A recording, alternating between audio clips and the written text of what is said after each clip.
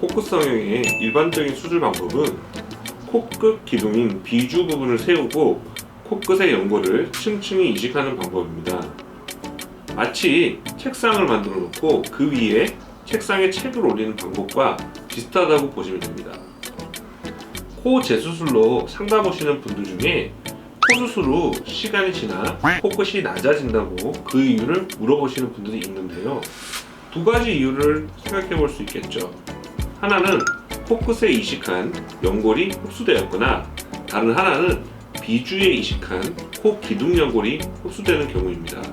결국 수술 후에 시간이 지나고 둘 다 흡수가 안 되고 잘 유지가 되어야 수술 후 코끝이 낮아지지 않는다는 거죠.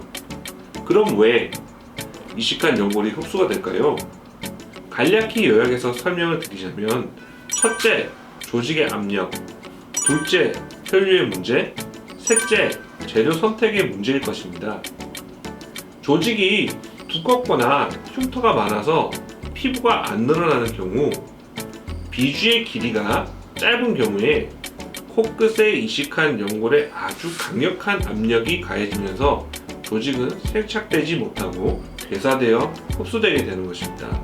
즉, 눌려서 압사되어 버리는 거죠. 그러므로 피부를 충분히 늘려주는 수술을 같이 시행하거나 코끝 주변부를 비교적 넓게 박리하여 코끝에 걸리는 압력을 최대한 분산을 시켜야 조직의 압력을 줄여줄 수가 있습니다. 그리고 조직의 압력을 이길 수 있도록 튼튼한 수술을 해놔야 시간이 지나도 코끝이 낮아지지 않고 잘 유지가 될 수 있는 것입니다.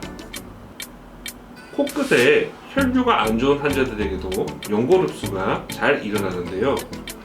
코 주변의 혈관 구조를 보시면 코끝이랑 비주 부분은 아주 작고 가느다란 혈관들이 분포하고 있습니다.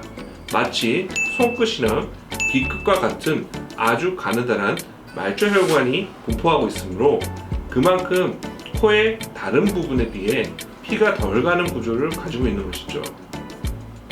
실리콘의 끝과 피부가 장시간 마찰이 돼서 코 피부가 심하게 얇아졌거나 복코를 교정한다고 피부 밑에 있는 연부 조직을 너무 많이 잘라낸 경우에 코끝으로 가는 길목의 피부가 얇아지는 거니까 코끝에 이식된 연골은 피를 받기가 어려워져서 흡수가 발생하는 것입니다.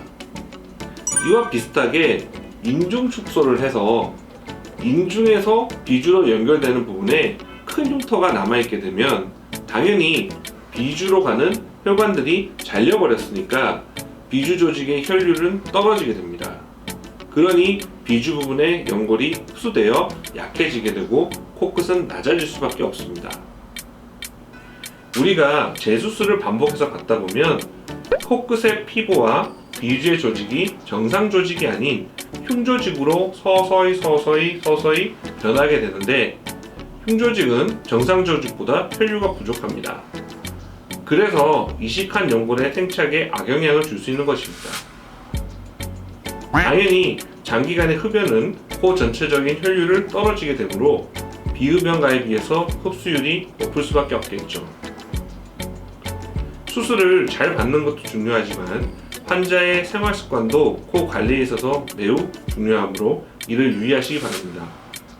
비주 부분에 사용하는 연골이 튼튼할수록 질긴 코끝 피부의 압력을 잘 이겨내면서 코를 앞으로 충분히 밀어줄 수 있기 때문에 재료의 선택이 수술의 결과와 직결될 수 있습니다. 코끝 피부가 얇고 비주 부분이 긴 사람이야 코끝의 압력이 낮으므로 비주 부분에 귀연골을 쓸 수가 있겠죠. 하지만 코끝이 잘 안 늘어나는 환자들에게서 비중격이나 늑연골의 사용을 추천드립니다. 코끝이 잘 안 늘어나는 환자에서 몰랑몰랑한 진피로만 코끝을 만들면 진피가 조직을 앞으로 밀어주지 못하고 옆으로 퍼져버리거나 코 조직에 눌려서 괴사되어 흡수되는 경우가 빈번하므로 이 또한 제한적으로 적절히 사용해야 합니다. 제 경우에는 진찰 시 코끝 조직을 충분히 만져서 조직의 압력을 파악한 뒤 비주 부분은 견고한 연골로, 코끝은 촉감이 비교적 부드러운 귀연골을 사용하여서 흡수율을 줄이고 있습니다.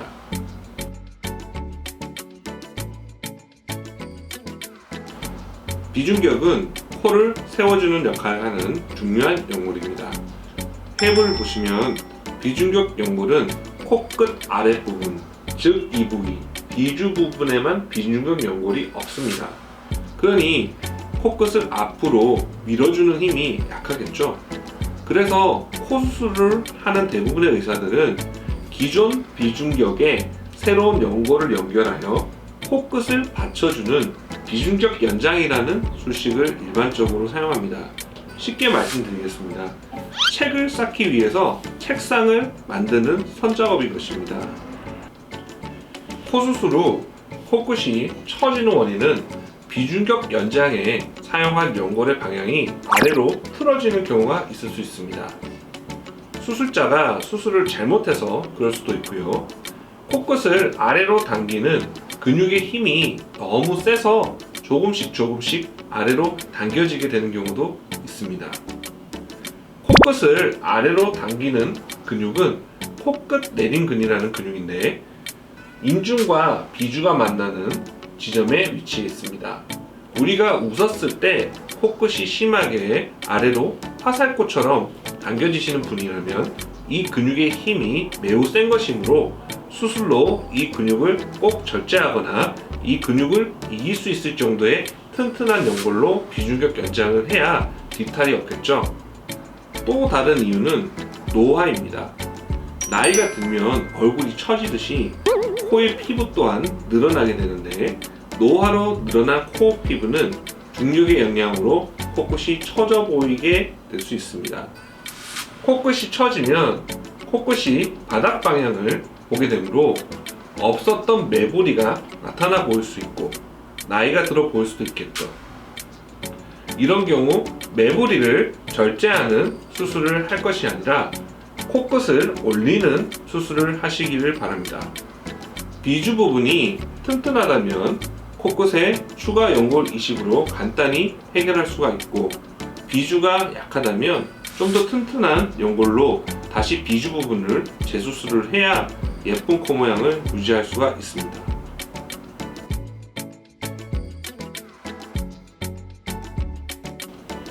코 수술 직후에는 얄쌍하고 오똑한 코끝 모양이다가 시간이 갈수록 코끝이 커지는 경우가 있습니다.